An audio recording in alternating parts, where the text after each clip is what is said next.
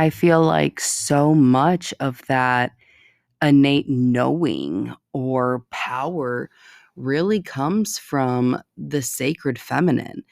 And it's her knowing that her body is a temple, that she is sacred, that her presence alone is an elixir.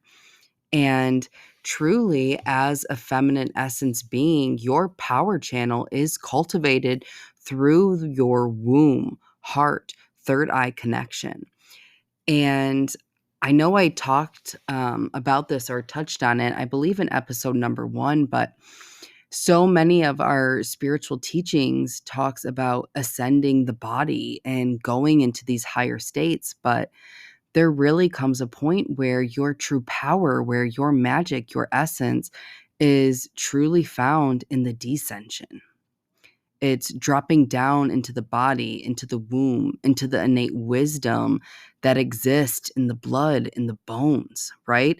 It's connecting and activating your own soul codex, waking up the dormant DNA, the templates, the codes that have been preordained for you since before birth.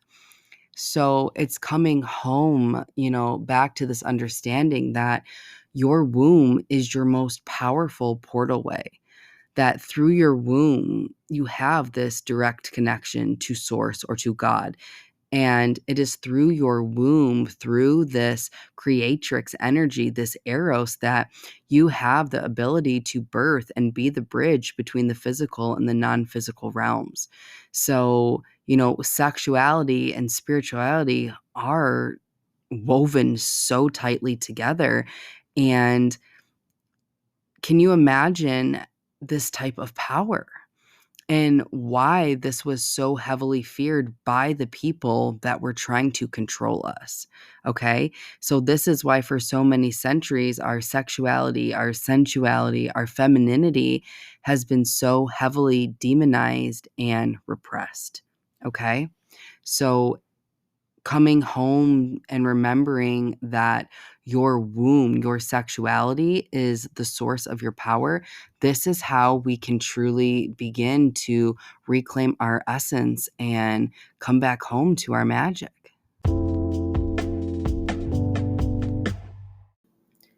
Welcome back to the Shadow Priestess Embodied.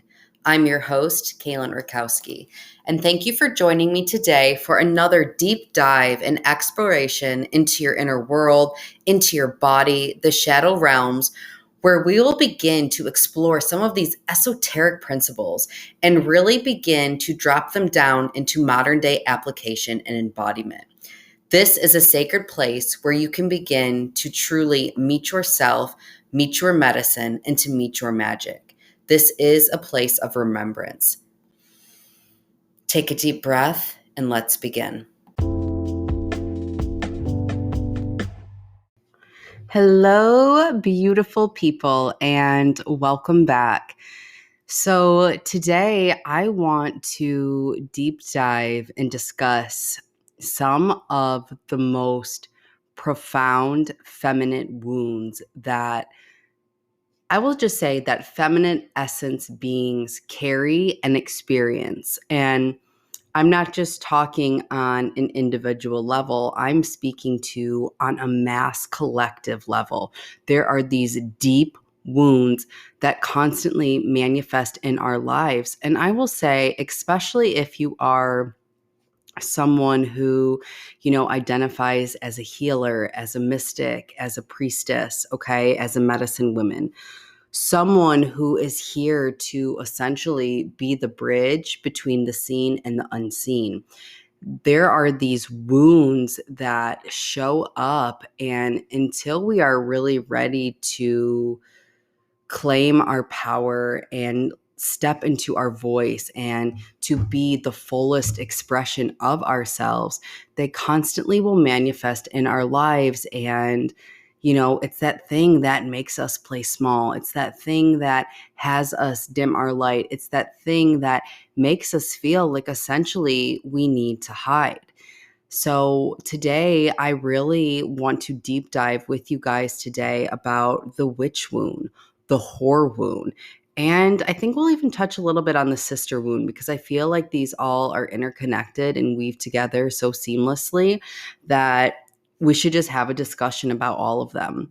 However, before we do, I want to kind of put this trigger warning that as I'm sharing this with you, as I'm going to be awakening your own remembrance, there may be feelings of trauma, of grief. You may notice you feel very uncomfortable.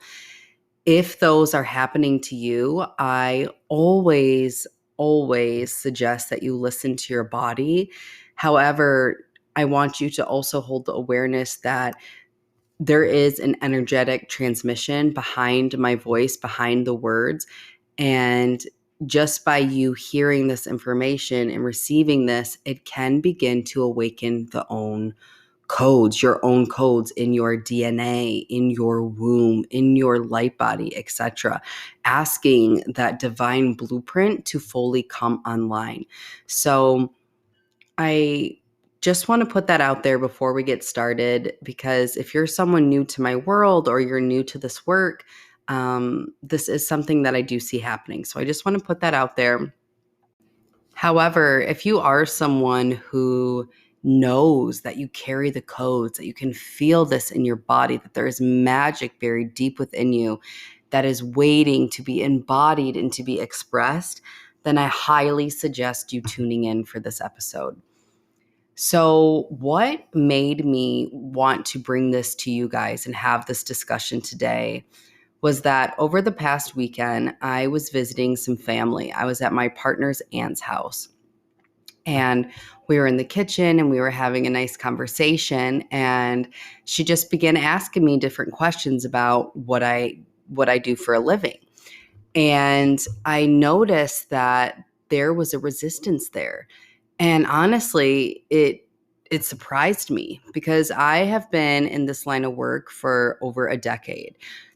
And I feel on an individual level, I have moved through so much or so many layers of the witch wound. And I was just noticing my body. I was noticing the heat that began to rise. I was noticing kind of this feeling of contraction. And this was telling me that, hey, there is still some part of me, there are still some layers here that are scared to be judged, that are scared to be fully seen. And it really got me thinking how deep these feminine wounds run in us, and not only run in us, but completely run us and how we choose to show up in the world, right? And it manifests as a way that we play small, that we feel like we have to hide. And it is literally coming from this deep fear that if I allow myself to be authentic, if I allow myself to be seen, then I will literally be persecuted, that I will be burned, that I will be killed.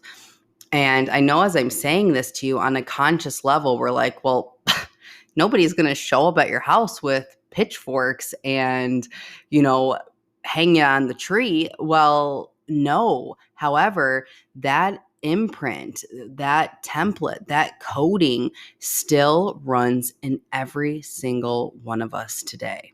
It is such a deep, profound wound. And that's why today I really want to kick this conversation off with talking to you about the witch wound.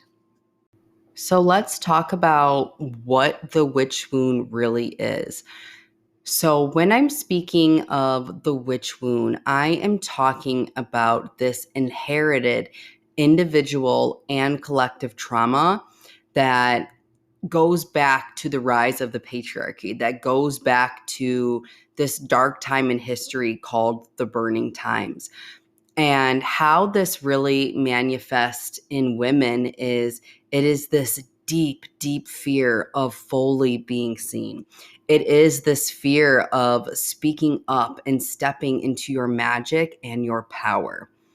And The reason why we have these deep fears of being seen, in our uniqueness, in our gifting, is because back then, thousands of innocent women and men were tortured. They were executed. They became prisoners. And they were literally killed, you guys, in the most just excruciating, unhuman ways. Okay. They were burned. They were beheaded. They were drowned. Um, they would hang them, etc. And for the select few that were able to escape or had their survival instincts that went into hiding, those memories not only became imprinted on the DNA level, but also on a soul level. And that is why we experience this on an individual as well as a collective level. Okay. It runs so deep. But for these women that were called witches, which really just mean wise woman. Okay. If we really break it down, witch literally means wise woman. Okay. So you can kind of see where I'm going with this. These wise women, these witches, were actually healers. They were midwives. They were medicine women. They were women that were so connected to the divine that were here to serve their communities. They were people that were outspoken, that were different, that pushed the status quo, right? And every single one of these amazing, incredible witches and wise women all fell victim to the rise of the patriarchy, of capitalism, of religion, okay?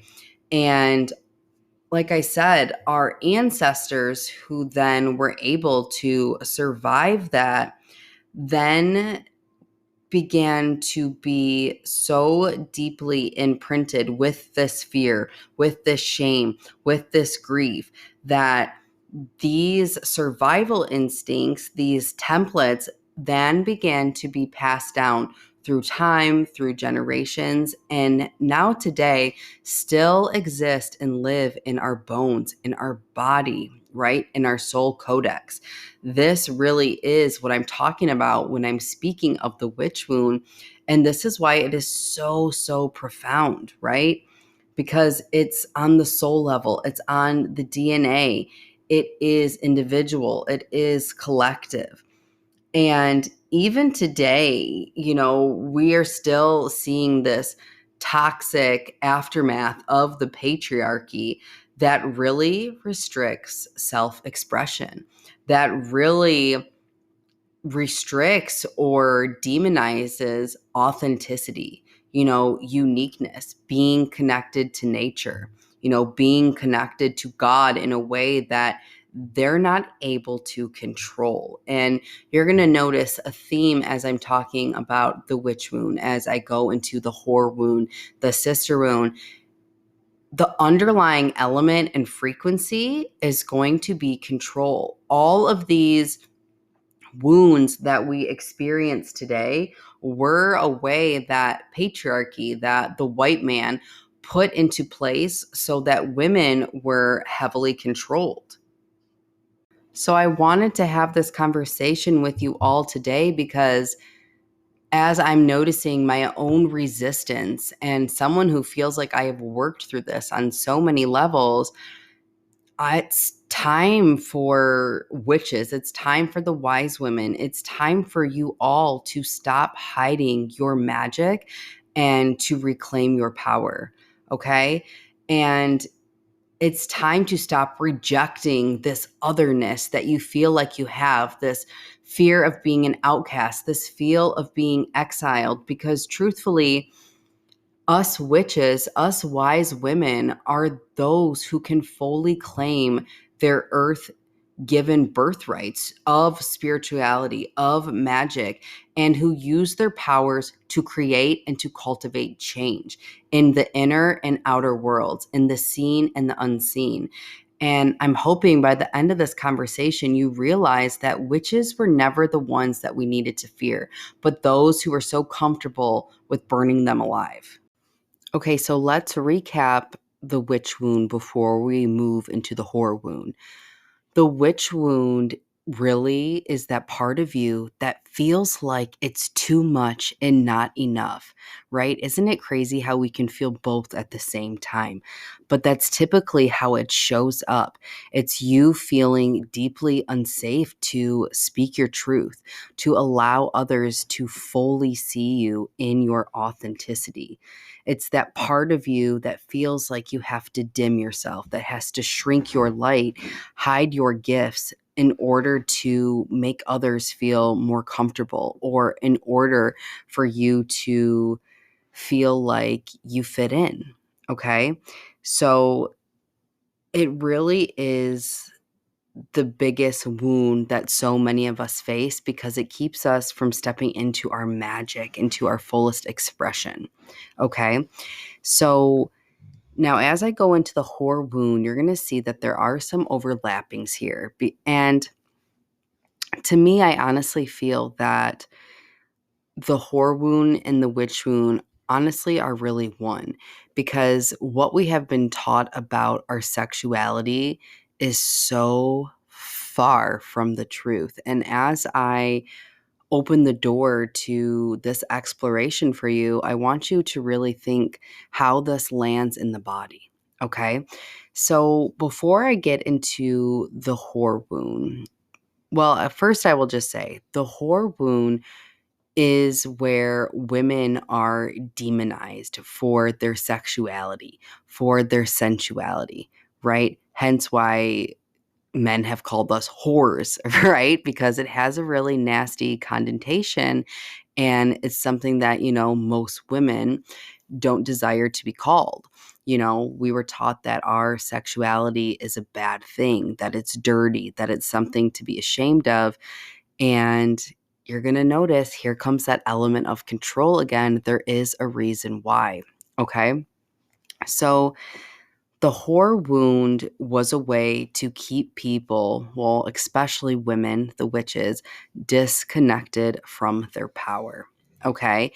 And to me, sexuality and spirituality are intrinsically connected. Okay. They literally are one, because a woman who is deeply connected to her sexuality, to her sensuality, is a woman who is deeply connected to God. Okay. She essentially becomes a conduit for source, for spirit, for consciousness. Okay. To move through her. And it is her ability to be a creatrix. Okay. It is heavy creatrix energy. So not only is she deeply connected to God, to source, to her intuition, to her own desires, okay? She's also a woman who can be a bridge and can be a vessel in between worlds, and sexual energy is actually heavy healing energy. Okay. It is very transmutative. So not only were they able to heal themselves and to receive guidance and these different activations, codes, ascend and essentially awaken into God consciousness, you know, this was something that was heavily feared by the patriarchy, by the white man, because a woman who was that deeply connected to God, to her power, was a woman that could not be controlled or manipulated. So the churches, religions made sex become demonized. They made it a dirty thing. They made it a bad thing. They made us ashamed of our pleasure. They made us ashamed of really the core of what it is like to be woman, which is our magnetism, right? Like a woman that is so deeply connected to her intuition, to her joy, to her pleasure, and who leads by God first, who is truly spirit led, is magnetic. And this is a type of woman who isn't going to fall and crumble to the status quo, to, rules, to guidelines, to somebody trying to control her. She was a woman who was powerful and questioned everything. I feel like so much of that innate knowing or power really comes from the sacred feminine. And it's her knowing that her body is a temple, that she is sacred, that her presence alone is an elixir. And truly, as a feminine essence being, your power channel is cultivated through your womb, heart, third eye connection. And I know I talked about this or touched on it, I believe in episode number 1, but so many of our spiritual teachings talks about ascending the body and going into these higher states, but there really comes a point where your true power, where your magic, your essence is truly found in the descension. It's dropping down into the body, into the womb, into the innate wisdom that exists in the blood, in the bones, right? It's connecting and activating your own soul codex, waking up the dormant DNA, the templates, the codes that have been preordained for you since before birth. So it's coming home, back to this understanding that your womb is your most powerful portal way, that through your womb, you have this direct connection to source or to God. And it is through your womb, through this creatrix energy, this eros, that you have the ability to birth and be the bridge between the physical and the non-physical realms. So, sexuality and spirituality are woven so tightly together. And can you imagine this type of power? And why this was so heavily feared by the people that were trying to control us. Okay. So, this is why for so many centuries, our sexuality, our sensuality, our femininity has been so heavily demonized and repressed. Okay. So, coming home and remembering that your womb, your sexuality is the source of your power, this is how we can truly begin to reclaim our essence and come back home to our magic.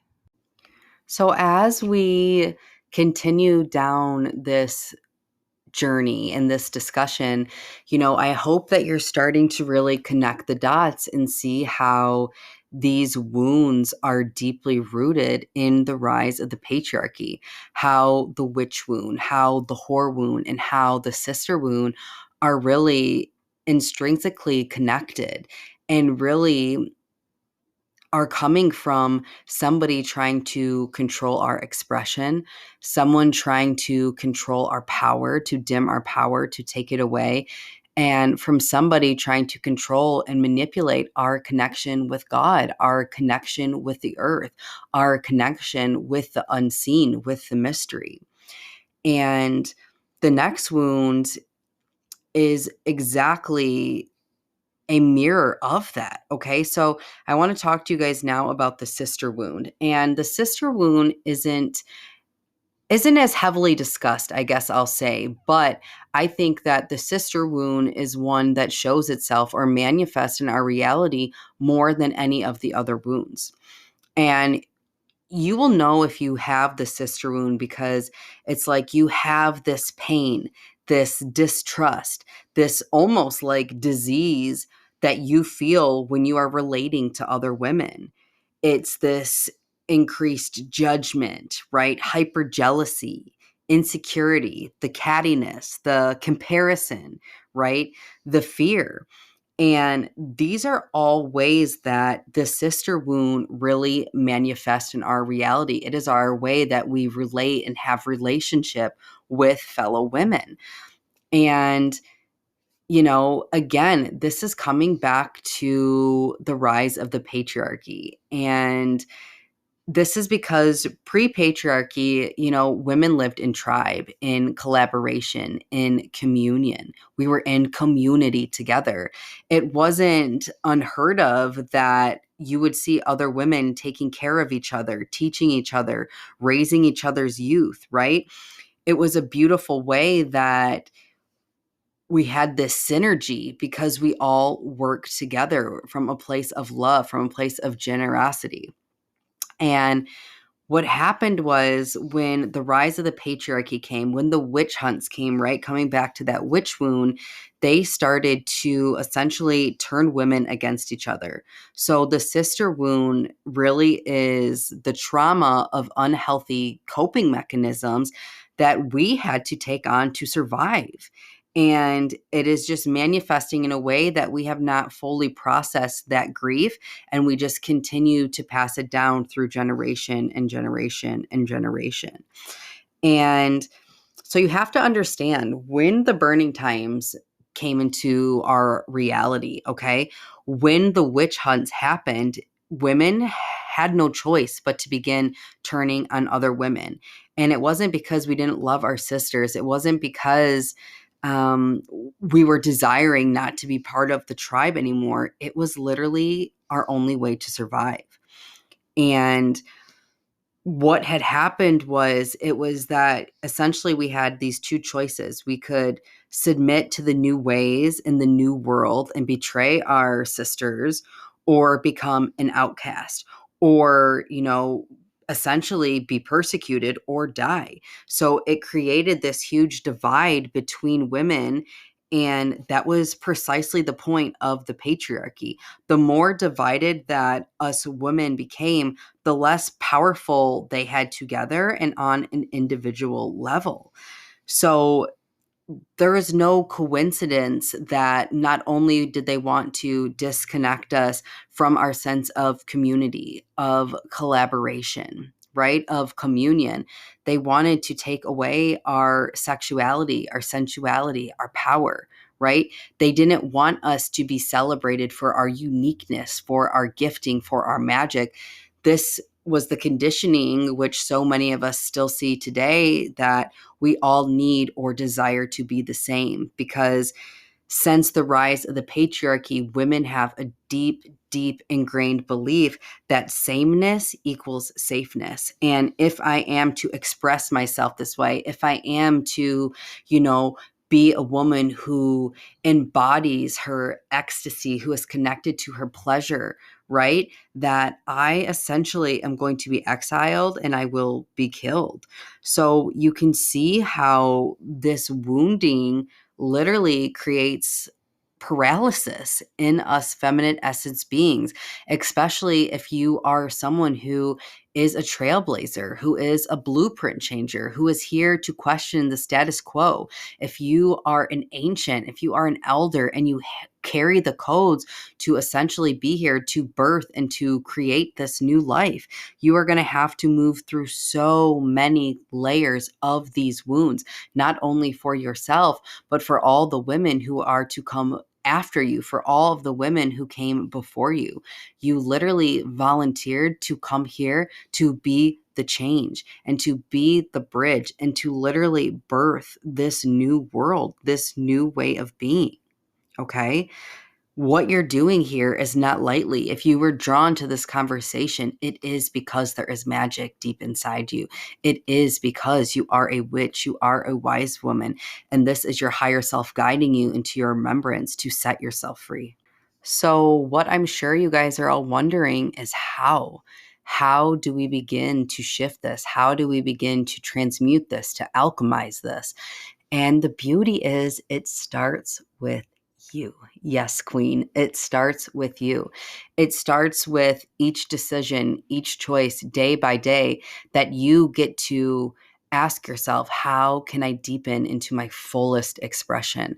How can I embody my magic? How can I truly honor myself, my divinity, and let myself be spirit led first and foremost? And, the witch wound is going to be about you beginning to honor your uniqueness, that otherness, that part of you that you are terrified, that you feel like you have to repress, okay? That you're so afraid to let the world see. Well, listen, that is literally your magic. That is literally your elixir. That is literally why your soul decided to incarnate and be here during this time. And you are literally doing a disservice to all women, to the collective, if you do not allow yourself to fully step in and embody all of you, that unique spark of divinity and your fucking magic, okay?